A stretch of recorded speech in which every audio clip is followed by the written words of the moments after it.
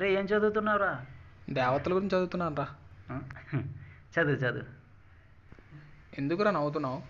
రే చరిత్ర ఎప్పుడు మనకు ఒకటి చెప్పుకుంటూ వచ్చింది. మనం పూజించాల్సింది దేవతలని, భయపడాల్సింది రాక్షసులకని.